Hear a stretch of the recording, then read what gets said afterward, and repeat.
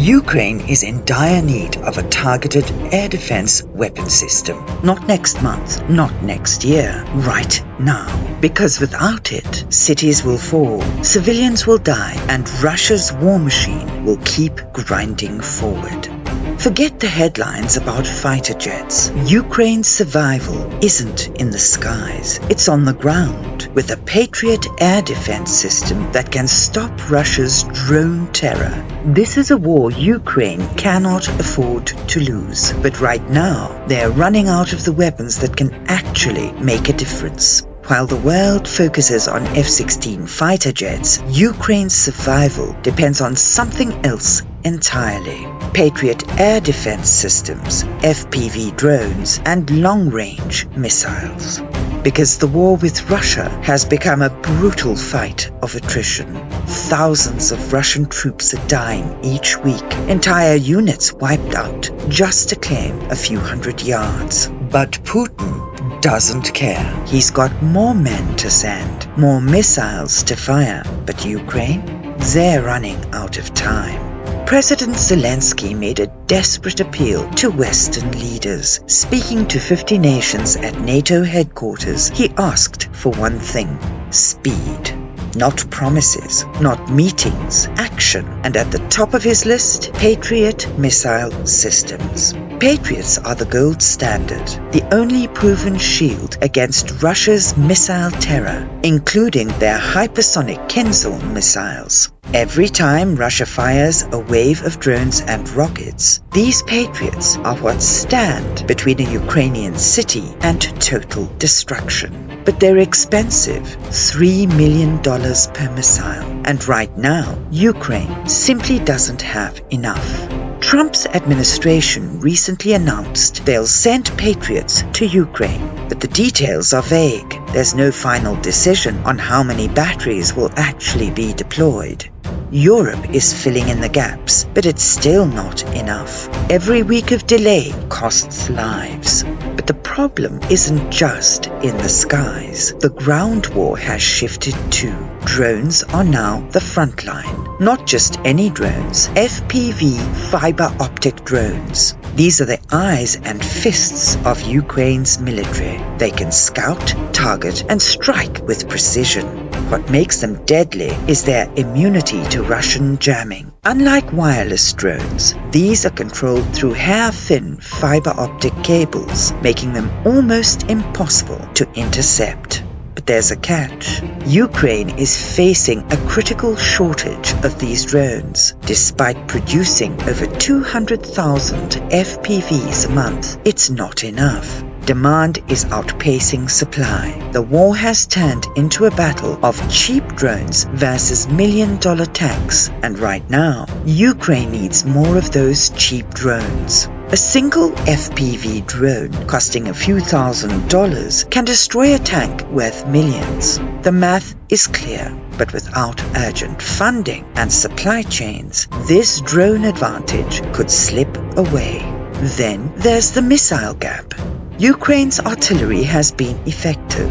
M777 Howitzers, HIMARS rockets, and ATACMS ballistic missiles have hit hard, but the Russians are adapting. They've moved their command centers and supply depots further behind enemy lines. Now, Ukraine needs longer-range missiles to strike those targets. Systems like the Joint Air-to-Surface Standoff missiles and more HIMARS rounds are critical. But these weapons are expensive and in limited supply. The US has provided over $66 billion in military aid so far. Europe's contribution brings the total to $126 billion. But Zelensky says there's still an $18 billion funding gap just to keep production going. And it's not just the high-tech systems. Ukraine is still short on basics: trucks, armored vehicles, small arms, body armor, medical kits, ammunition.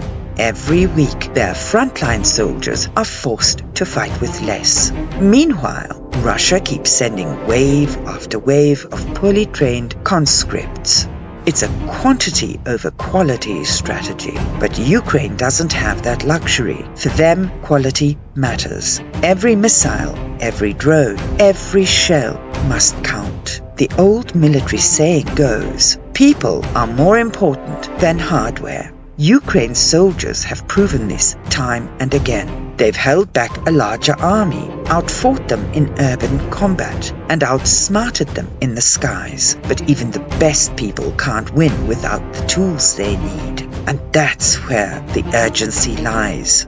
European leaders are worried. If the US pulls back support to focus on the Indo-Pacific, NATO's credibility will take a hit.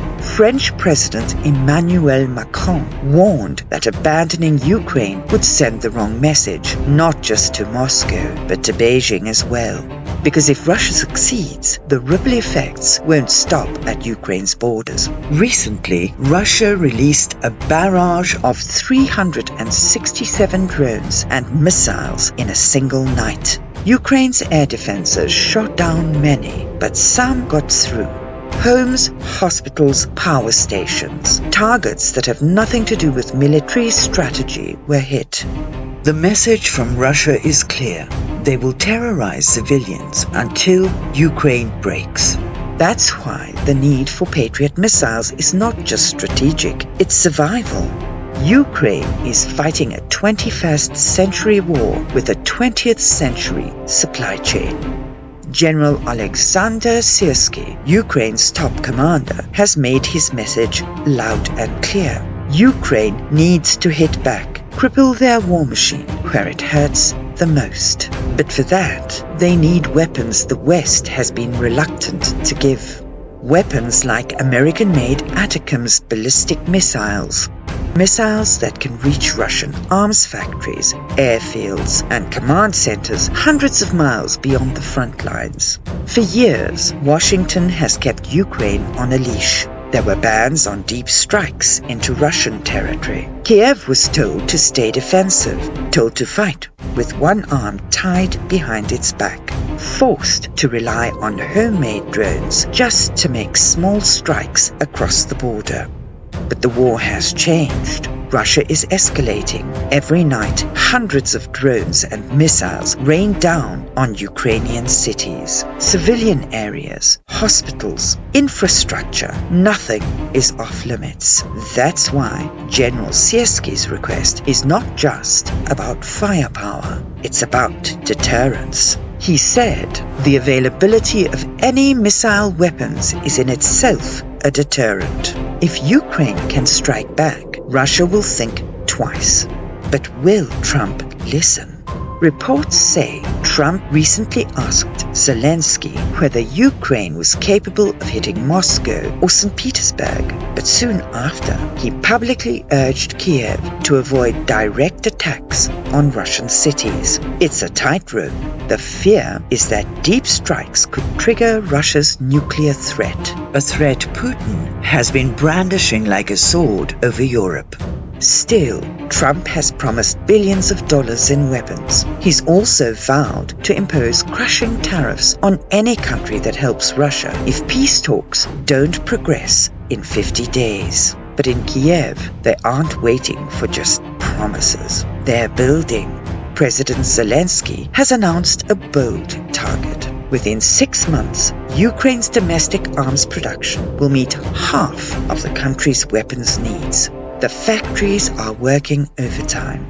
Ukraine now produces 40% of its own weapons, including advanced long-range drones capable of striking deep inside Russia. But the scale of Russia's military means Ukraine can't do this alone. The US recently told Switzerland that their order for Patriot air defense systems, scheduled for delivery in 2027, is being reprioritized. These systems will now be directed towards Ukraine.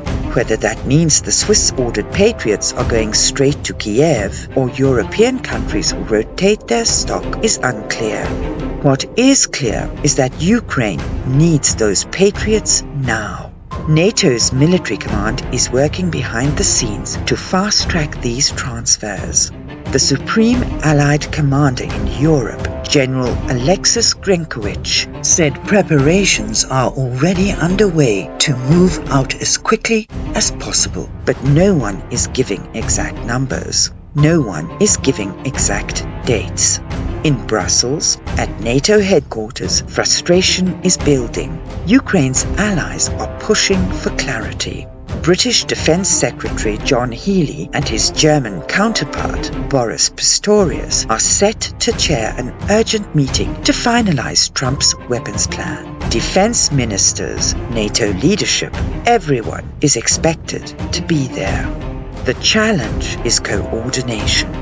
American weapons, European funding, Ukrainian battlefield needs, all moving targets in a war that changes by the day. Meanwhile, the front line is burning. Overnight, Russia launched another wave of Shahed drones, 64 in total, targeting Ukraine's industrial Dnipropetrovsk region. At least one person was killed. At the same time, Ukraine sent 122 drones deep into Russian territory. Airports in Moscow and St. Petersburg were forced to ground flights. Most of the drones were shot down. Ukraine is learning to hit back. But homemade drones can only do so much.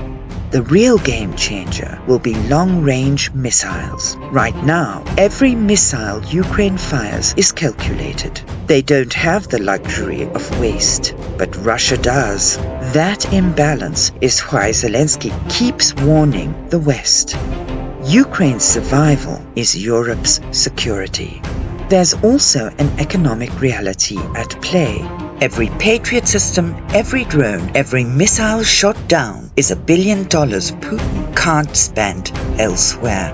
The faster Ukraine receives these weapons, the faster Russia's war machine bleeds. But the clock is ticking. For Ukraine, every day without these long-range weapons means more cities in ruins. But with the right weapons, the balance can shift. Because this is not just a defensive war. Ukraine doesn't want to survive. They want to win. And to win, they need to strike at the heart of Russia's military infrastructure. The decisions made in Washington, Brussels, and Berlin over the next few weeks will decide if that becomes possible. But for Ukraine, there's no time to wait. This is the moment where silence becomes dangerous. If Ukraine doesn't get these weapons, the war will take a turn the world isn't ready for. So, if you think this fight deserves global attention, hit that like button. Drop a comment with your take, and most importantly, share this video so more people understand what's at stake. We'll keep breaking down stories the mainstream ignores, but you need to subscribe so you don't miss the next update. This war isn't slowing down, neither should we. With fiber optic drones that see what satellites can't, and with long-range missiles that can finally strike deep into Russia's heartland. But every day these weapons are delayed, Ukraine bleeds, and the decisions made in the next few weeks will decide who bleeds next.